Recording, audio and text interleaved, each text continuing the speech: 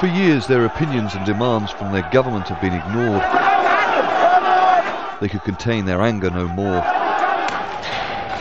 The burning of the ruling party's headquarters in Cairo is perhaps the most symbolic culmination to days of protests across the country. Tens of thousands of Egyptians in the capital ignored the curfew. They attacked police vehicles and set them on fire.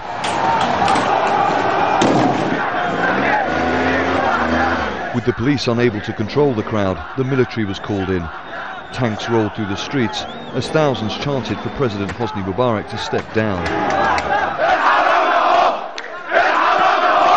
They accuse his government of institutionalized corruption, cronyism and repeated vote rigging. In November, the ruling NDP won over 90% of seats in parliamentary elections. The eventual outcome of these protests is still difficult to predict, but one thing is certain. Inspired by the downfall of Tunisia's long-serving president, these acts of defiance suggest Egyptians have lost their fear. A population long seen as being politically apathetic, a country which had given up on bringing political change.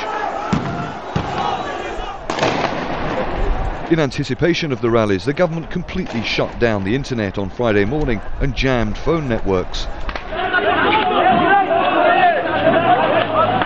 The scenes were repeated in Egypt's second city of Alexandria. Police were attacked and their vehicles set ablaze. In the port city of Suez, a wave of stone-throwing youths pelted security vehicles as the drivers tried to escape. There has been no definitive leader of this protest movement. Nobel laureate and pro-reform campaigner Mohammed el-Baradei was one of many people down in a mosque as tear gas and water cannons rained down on the protesters outside.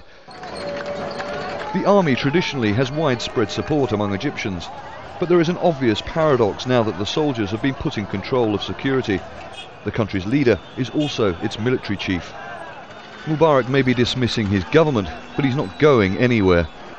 He remains the focus of anger for Egyptians, who for the first time have made their demands so shockingly clear.